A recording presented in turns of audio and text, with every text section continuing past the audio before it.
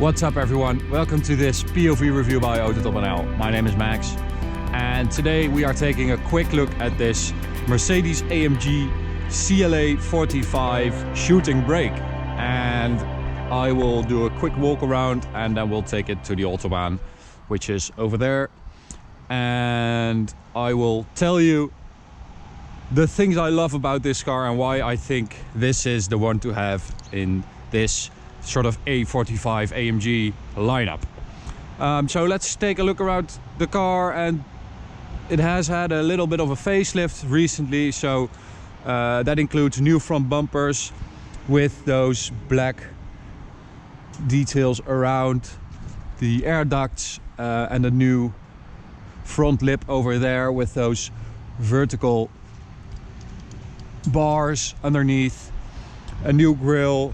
We have these very cool AMG wheels in matte black, so tinted windows again with those black details. I think it looks really cool in combination with this dark gray color. We have a new rear bumper with a new diffuser, which now has 4 of those vertical bars instead of 3 like the previous one, and the exhaust tips are now incorporated into the diffuser. So that roofline, I just love it. I think this is such a special little car, and there's just nothing like this in this class. It's really the only little station shooting brake in this hot hatch segment, and it of course has the added practicality of a generously sized boot. I mean, this is not bad at all. Much better than an A45, for instance. Okay, so let's get in because it's very cold. And we have a very nice spec, I think. Well, most of it. I really love these seats, this brown leather on the dash as well, on the doors, and the rest is just black leather with an AMG Sport steering wheel with Alcantara. I don't really like this fake carbon fiber stuff, and these stickers, I mean, come on, we're not 12. Other than that, I really like it. Rear space isn't bad at all. Headroom is not great, obviously, because of that swooping roofline, but the legroom is not bad at all. So let's switch on this GoPro. Yep. Start it up.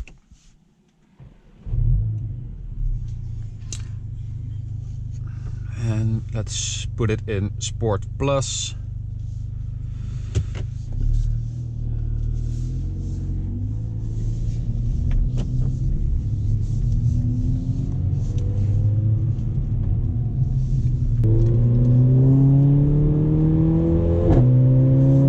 That exhaust is really loud with those bangs.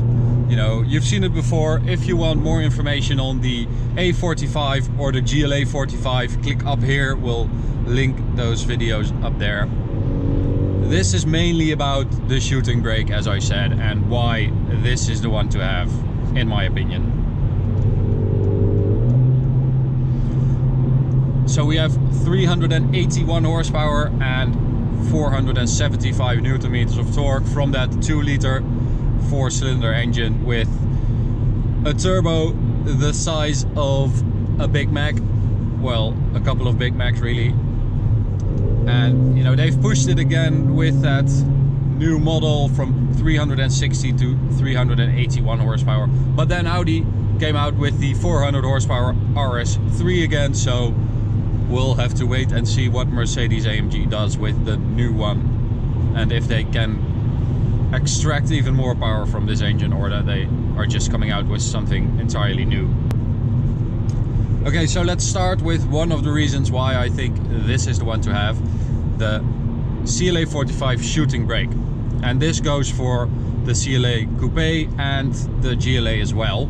So compared to the A45, the damper settings are a bit softer. So both in bump and in rebound, the dampers have been softened to give it a bit more of an adult character, a more grown-up character. So when you put it in Sport Plus, the suspension tightens up as well. So let's put that in soft mode, and immediately you feel that it's a lot less nervous and a lot less jittery on these little bumps.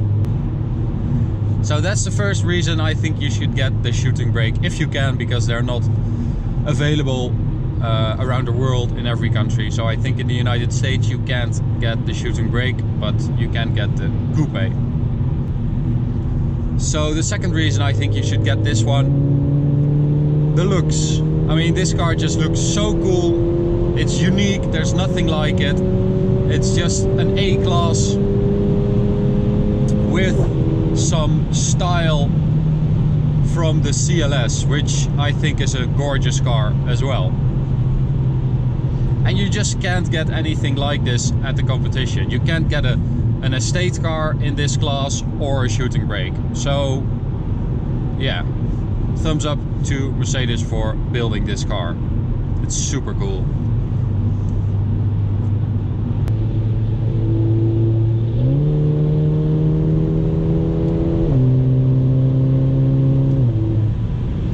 So the third reason, I'll just move on because there's not really that much space here, so I'll get this out of the way. The third reason, practicality.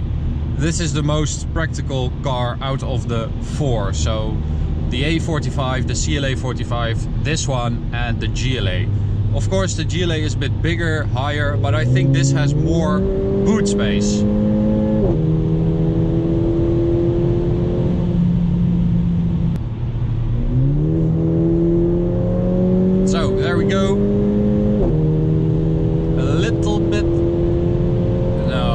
Much space, but enough to show you that this car is seriously quick. And that of course is another benefit over a GLA, for instance. So if you go for the practical usability and you have to choose between a GLA and a CLA shooting brake, this is just a bit lighter, more dynamic, more sporty, lower. It does 4.3 seconds to 100 kilometers an hour, which is only a tenth slower than an A45. So you're not going to notice that. And of course, at these high speeds, you have the aerodynamic benefit of that roofline, that swooping roofline. It's just, it glides through the air a bit easier than a GLA, for instance.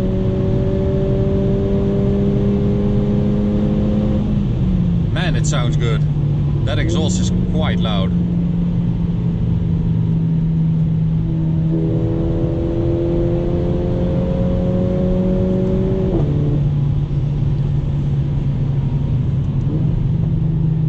So we have that 7-speed dual clutch gearbox, the speed shift DCT. We always like that, or most of the time at least. But shifts are quick enough, especially upshifts with that nice crackle. Not bad. As a matter of fact, that gearbox is so much better than it was before the facelift. It's much more responsive. These shifts are just, they're great. And especially with that exhaust, just adds a bit of drama.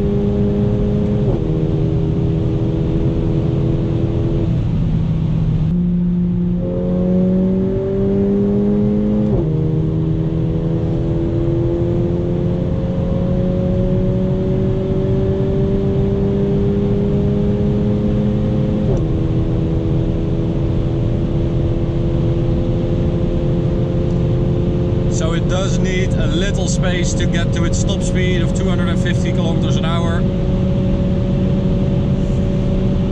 But there it is.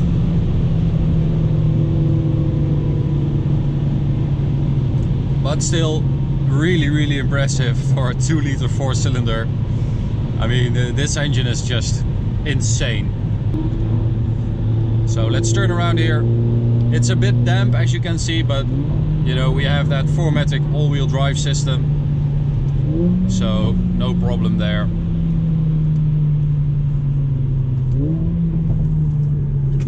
just flick it in.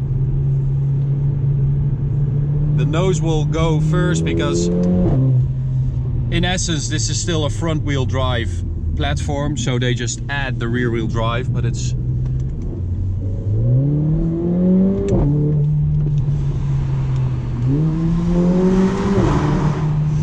nice. So it's like a hull deck system, it just sends power to the rear when it needs power there, when the front wheels lose grip. But it works great, and it does feel like an all-wheel drive system, so nothing to complain about that, really.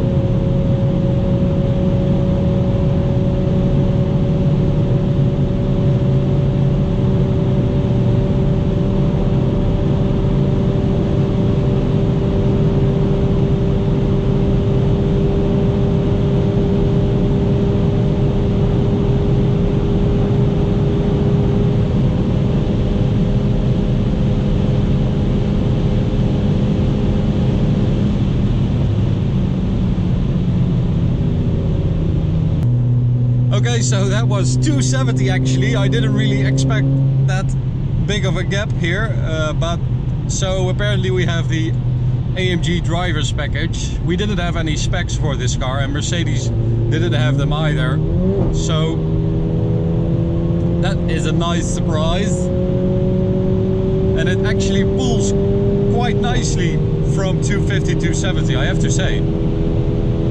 Oh, another bit of a gap.